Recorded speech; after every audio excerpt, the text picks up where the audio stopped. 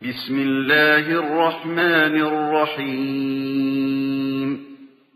الحمد لله رب العالمين والصلاة والسلام على أشرف الأنبياء والمرسلين وعلى آله وصحبه ومن تبعهم بإحسان إلى يوم الدين أما بعد اللهم علمنا ما ينفعنا وانفعنا بما علمتنا إنك أنت العليم الحكيم ربنا وزدنا علما وارزقنا فهما அன்பிற்கினிய சகோதரர்களே பெரியோர்களே, எல்லாம் வல்ல அல்லாஹுவின் பேரருளால் பெரும் கிருபையினால் இன்று நடைபெற்ற வெள்ளிக்கிழமை ஹுத்பா பிரசங்கத்தை மொழிபெயர்க்கக்கூடிய நல்லதொரு பாக்கியத்தினை பெற்றிருக்கிறோம்.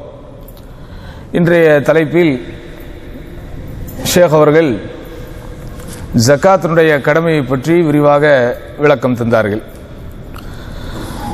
ஜக்காத் என்பது அல்லாஹ் சுப்ஹானஹு வ தஆலா கடமையாக்கிய கடமைகளில் ஒன்று, மார்க்கத்தினுடைய தூண்களில் ஒன்று.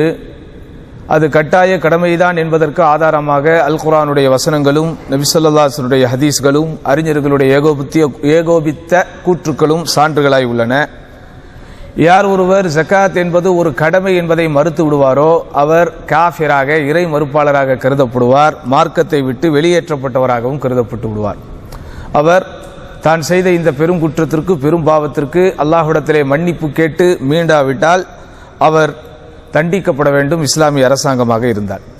ஆனால் யார் ஒருவர் ஜக்காத் என்பது ஒரு கடமை என்பதை ஏற்றுக்கொண்டும் அதை நிறைவேற்றுவதில் கஞ்சத்தனம் காட்டுவாரோ அல்லது அதில் ஏதேனும் குறைகளை வைப்பாரோ அவர் அல்லாஹ்வினுடைய பார்வையில், ஷரியத்தினுடைய பார்வையில் அநியாயக்காரர்களில் ஒருவராகவும் அல்லாஹ்வினுடைய தண்டனைக்கு ஆளாகக்கூடிய ஒருவராகவும் கருதப்படுவார். அல்லாஹ் குர்ஆனிலே குறிப்பிடுகிறான், வலா யஹ்ஸபன்னல்லதீன யப்ഖலூன பிமா ஆதாஹுமுல்லாஹு மின் ஃபத்லிஹி ஹுவ கைரன் லஹும். அல்லாஹ் சுப்ஹானஹு வ தஆலா யாருக்கெல்லாம் செல்வங்களை வழங்கி அந்த செல்வத்திலே வழங்க வேண்டிய ஜக்காத்தை பிறருக்கு கொடுக்காமல் கஞ்சத்தனம் செய்து கொள்கிற யாரும் அது தங்களுக்கு நன்மை என்று கருதிவிட வேண்டாம். பல் ஹுவ ஷர்ருல் லஹும், நிச்சயமாக அது அவர்களுக்கு பெரும் தீமையாகத்தான் இருக்கும். சயுத்தவகூன பிமா பகிலு பிஹி யௌமல் கியாமா, எதையெல்லாம் அவர்கள் கஞ்சத்தனமாக இந்த உலகத்திலே சேகரித்து வைத்துக் கொண்டார்களோ அவைகள் எல்லாமே மறுமையின் நெருப்பாலான கடிவாளங்களாக மாற்றப்பட்டு அது அவர்கள் மீதே ஏற்றப்படும். அல்லாஹுக்கே வானங்கள் பூமியின் அனந்தரங்கள் அனைத்தும் சொந்தம். நிச்சயமாக நீங்கள் செய்யக்கூடிய அனைத்தையும் அல்லாஹ் அறிந்தவனாக இருக்கிறான்.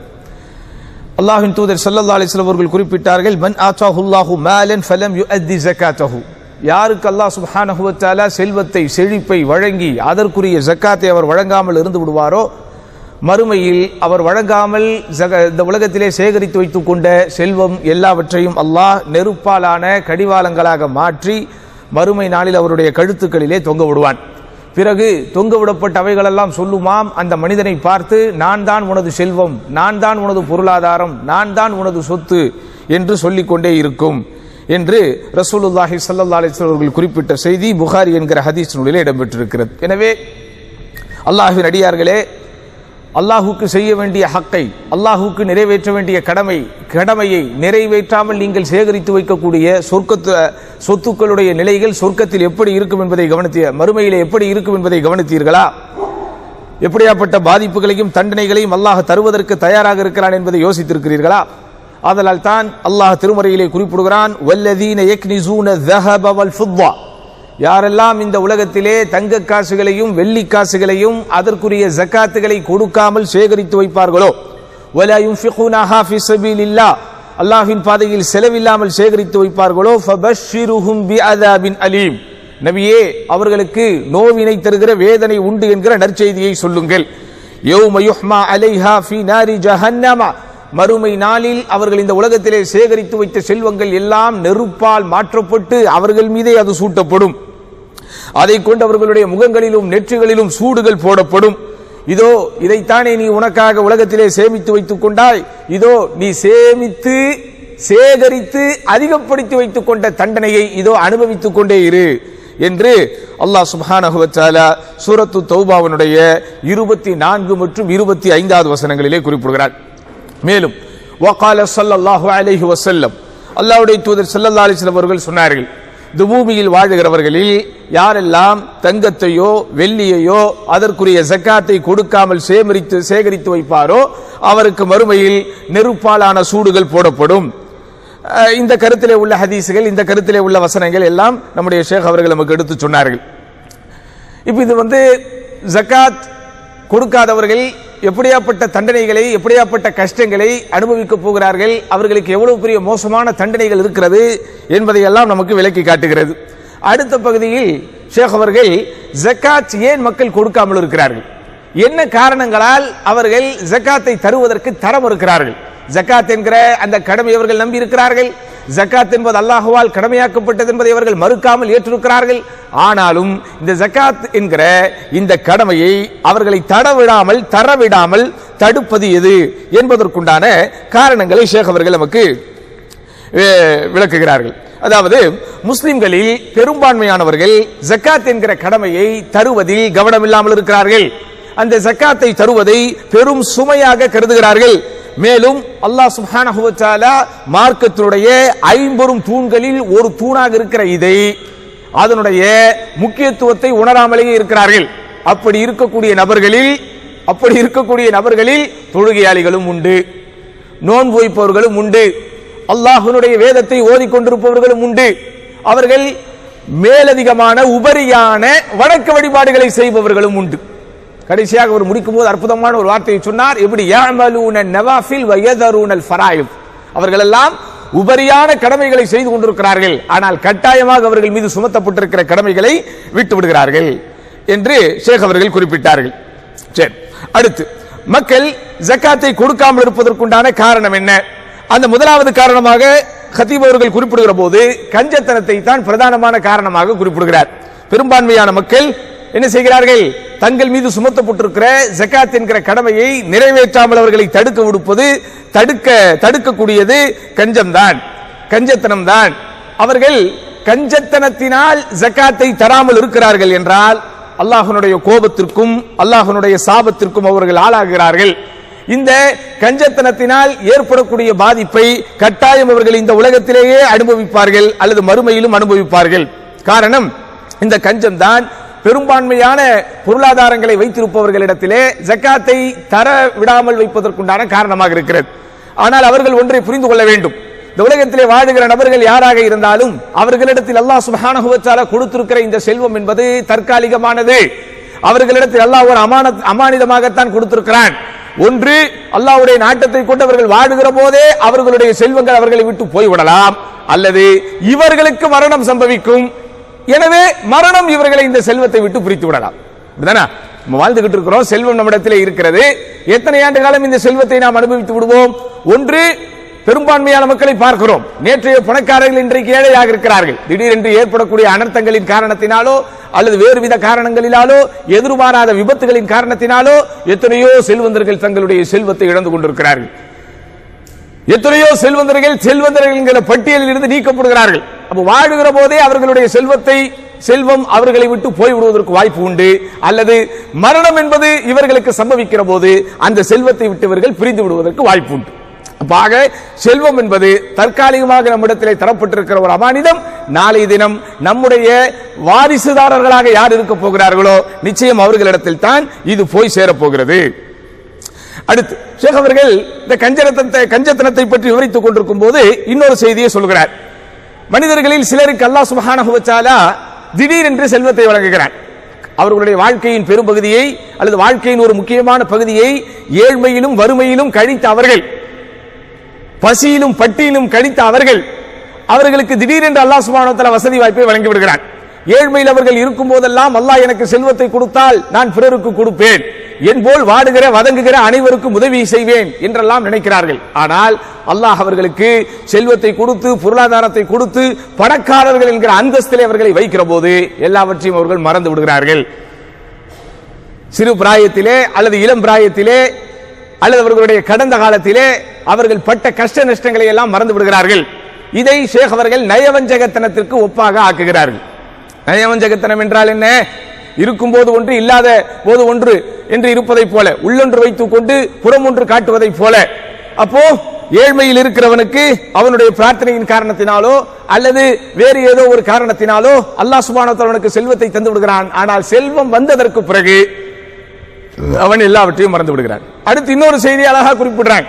பெரும்பான்மையான மக்கள் ஜகாத் என்கிற கடமையை அவர்கள் தராமல் இருப்பதற்குண்டான முக்கியமான காரணமே இது நான் கஷ்டப்பட்டு சம்பாதித்தது, நான் சிரமப்பட்டு சேர்த்தது என்று அவர்கள் சேகரித்து வைத்திருக்கிற செல்வத்தை பார்க்கிற போது அவர்களுடைய கஷ்டங்களும் அதை அடைவதற்கு அவர்கள் பட்ட சிரமங்களும் தான் அவர்களுடைய சிந்தனைக்கு வருகிறதே தவிர அதற்கு பின்னால் அல்லாஹ்வின் புறத்திலிருந்து வரக்கூடிய தௌஃபீக்கை அவர்கள் யோசித்து பார்ப்பதில்லை. கஷ்டப்படுகிற எல்லோருக்கும் காசு சேர்ந்து விடுகிறதா? உன்னை போலவே சிரமப்பட்ட, உன்னை போலவே தொழிலிலே ஈடுபட்ட எல்லோருக்கும் லாபம் கிடைத்து விடுகிறதா? அப்போ செல்வம் நீ பெறுவதற்கு நீ அடைந்த கஷ்டங்களும் நீ பட்ட சிரமங்களும் ஒரு காரணமாக இருந்தாலும் அந்த காரணத்தை காரியமாக்கியது அல்லாஹ். அல்லாஹ்வுடைய தௌஃபீக் என்பது அங்கே வந்திருக்காவிட்டால் அந்த கஷ்டங்களும் நஷ்டங்களும் கடைசி வரைக்கும் கஷ்டங்களும் நஷ்டங்களுமாகத்தான் இருக்கும். பல பேருக்கு இன்றும் அப்படித்தான் இருந்து கொண்டிருக்கிறது. அப்படிதானா? அங்கும் இங்கும் காசை புரட்டி எவ்வளவோ கஷ்டப்பட்டு எப்படியாவது மேலே வந்து விடலாம் என்று எவ்வளவோ லட்சக்கணக்கான பேர், கோடிக்கணக்கான பேர் முயற்சிக்கிறார்கள். ஆனா எல்லாரும் மேல வர்றதில்லை. அப்போ நாம் படுகிற கஷ்டமும் நாம் படுகின்ற சிரமங்களும் நாம் செல்வத்தை சேகரிப்பதற்குண்டான ஒரு காரணமாக இருந்தாலும் அந்த காரணத்தை காரியமாக்கி வீரியமாக்கி நமக்கு செல்வத்தை அல்லாஹ் சுப்ஹானஹு வ தஆலா கொண்டு வருவது அவனுடைய தௌஃபீக் தான். அதை என்ன செய்யக்கூடாது? இந்த மக்கள் மறந்துவிடக் கூடாது என்று சொல்லுகிறார்கள். அடுத்து இந்த ஜக்காத்தை மக்கள் தராமல் இருப்பதற்குண்டான இன்னொரு காரணம் என்ன? அல் ஜஹல், அறியாமை. அறியாமை ஜக்காத் என்கிற சட்டத்தை குறித்தோ அல்லது ஜக்காத்து கொடுக்காமல் இருந்தால் ஏற்படக்கூடிய பாதிப்புகளை குறித்தோ ஜக்காத் என்கிற இந்த தூணுக்கு இஸ்லாமிய மார்க்கம் கொடுத்திருக்கிற முக்கியத்துவத்தை குறித்தோ அறியாமலேயே இருக்கிறார்கள். மார்க்கம் சார்ந்த சூழலில் அவர்கள் தங்களுடைய தொடர்புகளை வைத்துக் கொள்ளாத காரணத்தினால் இந்த ஜக்காத் என்பன போன்ற விஷயங்கள் எல்லாம் அவர்களுடைய செவிகளுக்கு வருவதே இல்லை. எத்தனையோ செல்வந்தர்கள் நம்முடைய சமூகத்திலே இருக்கிறார்கள், பெரும் பெரும் பணமுதலைகள் இருக்கிறார்கள், மிகப்பெரிய மல்டி மில்லியனர்ஸ் எல்லாம் இருக்கிறார்கள். ஆனால் அவர்களுக்கு இது போன்ற மார்க்க ரீதியான தொடர்புகள் வராவிட்டால் ஜகாத் என்கிற கடமையை குறித்தோ ஜகாத்தினுடைய சட்டங்களை குறித்தோ அவர்கள் தெரிந்து கொள்வதற்குண்டான சூழல்கள் ஏற்படாவிட்டால் கடைசி வரைக்கும் அவங்க என்ன செய்வாங்க? ஜகாத்தை பத்தி யோசிக்காமலே இருப்பாங்க. இதையெல்லாம் அல்லாஹ்விடத்தில் மறுமையில் என்ன செய்ய முடியாதவங்க ஒரு காரணமாக சொல்லிவிட முடியாது. ஆதலால் ஜகாத் என்பதை நான் தராமல் இருந்ததற்கு எனது அறியாமை தான் காரணம் அப்படின்னு யாரும் சொல்லி தப்பித்து விட முடியாது. அடுத்து ஜகாத் தராமல் இருப்பதற்குண்டான இன்னொரு காரணம் என்ன? அத்தஸ்வீஃப். தஸ்வீஃப் என்றால் தள்ளி போடுதல். நிறைய பேருக்கு எவ்வளவு சொத்து எங்கெங்க இருக்குன்னே தெரியாது. எவ்வளவு அசையும் சொத்துக்கள் இருக்கிறது, எவ்வளவு அசையா சொத்துக்கள் இருக்கிறது, எவ்வளவு வருமானங்கள் வந்து கொண்டிருக்கிறது, எவ்வளவு சேமிப்புகள் இருக்கிறது, நாம் அடுத்தவர்களுக்கு கொடுத்திருக்கிற கடன் எவ்வளவு இருக்கிறது, அல்லது அந்த நிலங்களாக எவ்வளவு இருக்கிறது, வளங்களாக எவ்வளவு இருக்கிறது, தளங்களாக எவ்வளவு இருக்கிறது தெரியாது. இதை அவர்கள் ஒரு நாள் அல்லது சிறிது கால அவகாசம் எடுத்துக்கொண்டு உட்கார்ந்து யோசித்து கணக்கு போட்டு பார்த்து என்ன செய்யணுங்க? அந்த ஜக்காத்தை நிறைவேற்றணும். ஆனால் அவர்கள் உட்காருவதற்கு கூட நேரம் இல்லாமல் தொடர்ச்சியாக ஓடிக்கொண்டே இருப்பதனால் அப்புறம் பார்த்துக்கலாம் என்று சொல்லி சொல்லி தள்ளி போடுவதை காரணமாக காட்டுகிறார்கள். இஸ்லாமிய ஷரியத்தினுடைய சட்டப்படி ஹால அலைஹில் ஹவுல், நம்மிடத்திலே ஒரு பொருளாதாரம் வந்து தங்கி ஒரு வருடம் பூர்த்தியாகிவிட்டால் அதற்குரிய ஜக்காத்தை கொடுத்து விட வேண்டும். வருடம் அந்த ஜக்காத்தை கொடுத்து கொண்டே இருக்க வேண்டும்.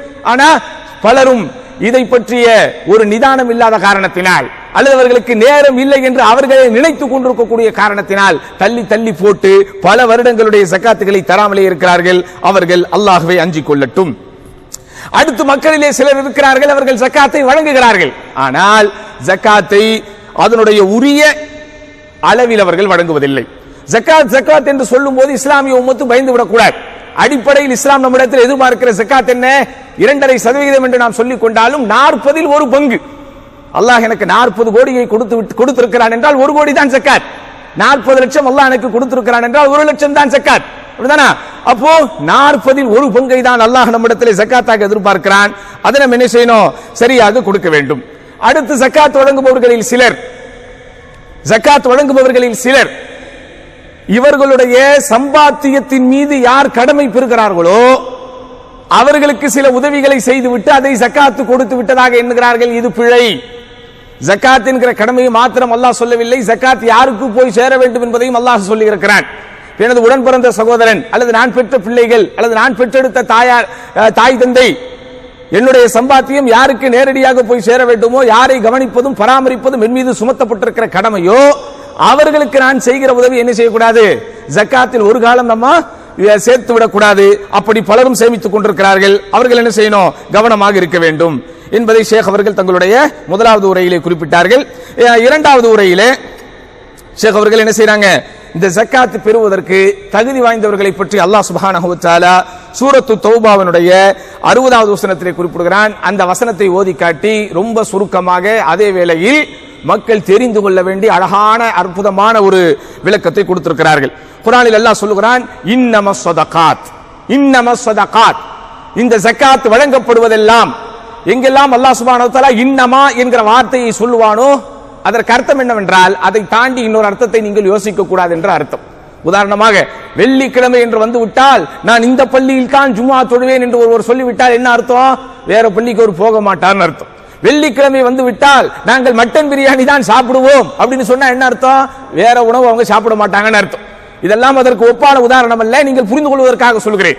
அப்போ குர்ஆனில் ஜக்காத்தை பெறுவதற்கு தகுதி வாய்ந்த 8 நபர்கள் என்பதை அல்லாஹ் குறிப்பிடுகிற போது இன்னமஸ் ஸதகாத், ஜக்காத்து பெற உரிமையானவர்கள் எல்லாம் என்று சொல்லி அல்லாஹ் ஆரம்பிப்பதனால் நாம் கொடுக்கிற ஜக்காத் இந்த 8 சாரார்களுக்கு சரியாக போய் சேர்கிறதா, இந்த 8 சாரார்களுக்கு ஒருவருக்கு தான் போய் சேர்கிறதா என்பதில் நாம் கவனமாக இருக்க வேண்டும்.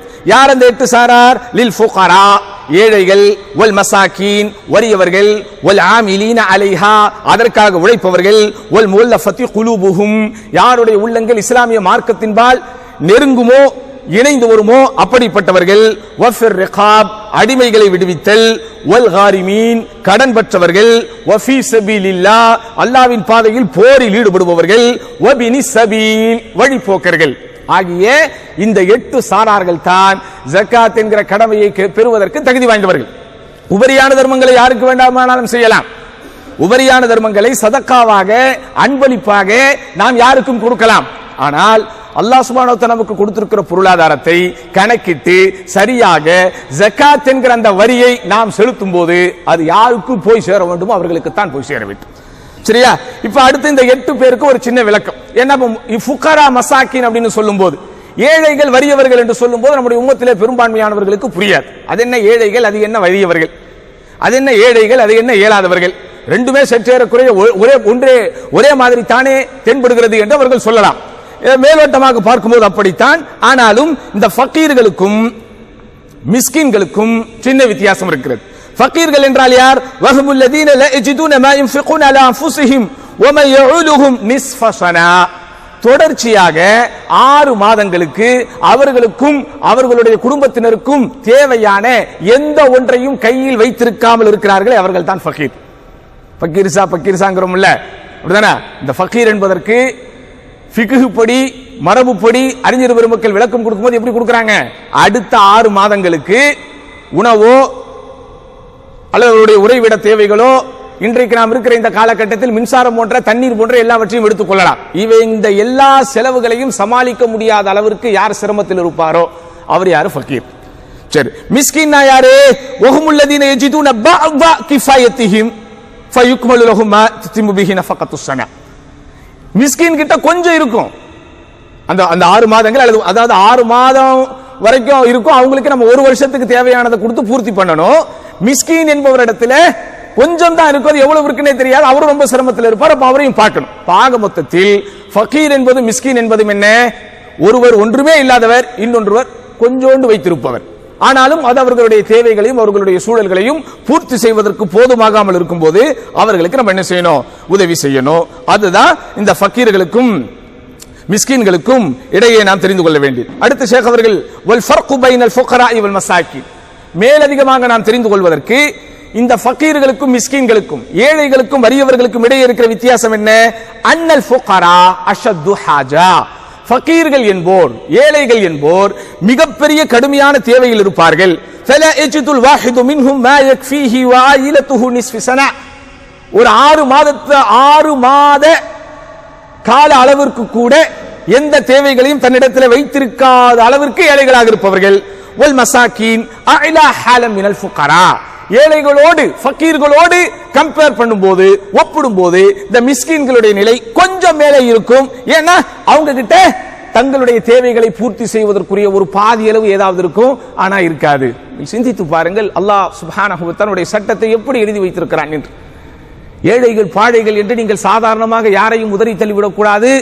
அவனுடைய பொருளாதார சூழல் எப்படி இருக்கிறது என்பதை நீங்கள் ஆய்ந்து பகுப்பாய்வு செய்து கவனித்து அவர்களுடைய தேவைகளை நிறைவேற்ற வேண்டும் என்கிற அளவிற்கு இஸ்லாமிய உம்மத்திற்கு அல்லாஹ் சுப்ஹானஹு வ தஆலா ஜகாத் என்கிற கடமையை கொடுத்திருக்கிறான்.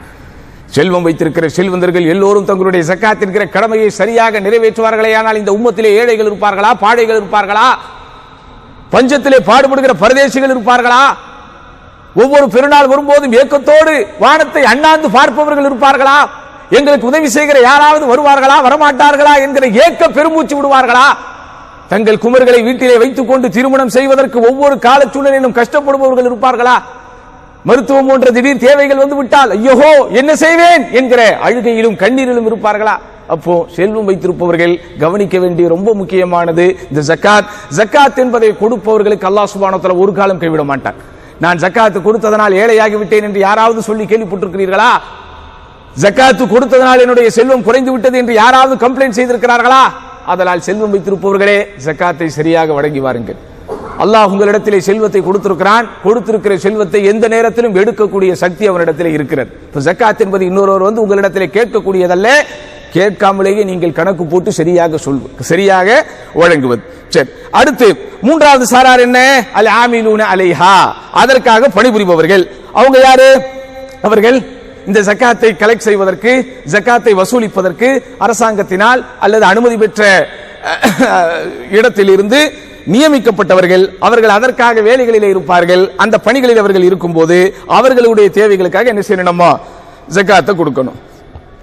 சரியா? அடுத்து இங்க ஷேக் அவர்கள் குறிப்பிடும்போது அம்மல் உக்கலாஉல் ஹாஸூன் அவ் முவத்தஃபுல் ஜம்இய்யாத்துல் கைரியா, ஜம்இய்யா கைரியா போன்ற இந்த வெல்ஃபேர் அசோசியேஷன்ஸ் இருக்கு இல்லையா, இந்த வெல்ஃபேர் அசோசியேஷன்ஸ் போன்ற நலச்சங்கங்களில் பணிபுரிபவர்களுக்கெல்லாம் என்ன செய்யக்கூடாது?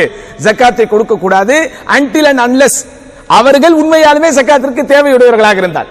இப்போ அதாவது இஸ்லாமிய நலச்சங்கங்களில் அவர் பணிபுரிவார், ஆனால் அவர் ஏழையாக இருக்கிறார், ஜக்காத் பெறுவதற்கு தகுதி வாய்ந்தவராக இருக்கிறார் என்கிற கோணத்தில் தான் அவருக்கு ஜக்காத் கொடுக்கப்பட வேண்டுமே தவிர, இஸ்லாமிய நிறுவனத்தில் அவர் பணிபுரிகிறார் என்பதனால் என்ன செய்ய முடியாது? அவருக்கு ஜக்காத் கொடுக்க முடியாது என்கிற செய்தியும் அவர்கள் ஷேக் அவர்கள் குறிப்பிடுகிறார்கள். அடுத்து நான்காவது விஷயம், சமூகம் கண்டும் காணாமல் என்று சொல்வதை விட கண்ணால் கூட காணாமலேயே இருக்கிற ஒரு சாரார். அவர்கள் யார்? அல் முஅல்லஃபத்து குலூபுஹும், யாருடைய உள்ளங்கள் இஸ்லாத்தின் பால் ஈர்க்கப்படுகிறதோ அப்படிப்பட்டவர்கள். வஹுமுல்லதீன் யுஅ்தூன் லிதஅலிஃபிஹிம் அலல் இஸ்லாம், அவர்கள் இஸ்லாமையே ஏற்காமல் இருந்தாலும் அவர்களிடத்தில் சில நல்ல குணங்களை நாங்கள் பார்க்கிறோம், இஸ்லாம் பற்றிய ஒரு நல்ல அபிப்பிராயம் அவர்களிடத்தில் இருக்கிறது, அவர்களுக்கு நம்ம கொஞ்சம் அன்பளிப்புகள் கொடுத்தால், ஏதேனும் பொருளாதாரங்கள் கொடுத்தால் அவர்கள் உள்ளங்கள் இஸ்லாமின் பால் சாயும் என்று நீங்கள் கருதினால் அவர்களுக்கு என்ன செய்யலாம்?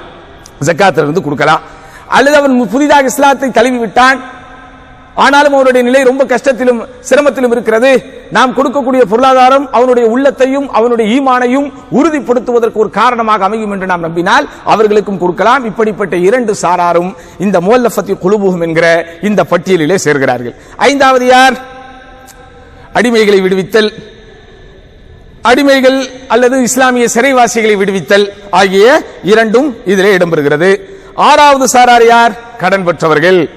யாரு அவர்கள்? அல்லாஹ் சுப்ஹானஹு வ தஆலா அவர்களுக்கு பொருளாதார கஷ்டத்தை கொடுத்திருக்கக்கூடிய காரணத்தினால் அவர்கள் தங்களுடைய தேவைகளை நிறைவேற்றிக் கொள்வதற்காக பிறரிடத்திலே கடன் வாங்குகிறார்கள். கடன் வாங்கிவிட்டு கொடுக்க முடியாமல் சிரமம் அடையும் போது அந்த கடனை அடைப்பதற்காக ஜக்காத்தை கொடுக்கலாம். இதிலும் இஸ்லாமிய உம்மத் என்ன செய்யணும்? ரொம்ப கவனமாக இருக்க வேண்டும்.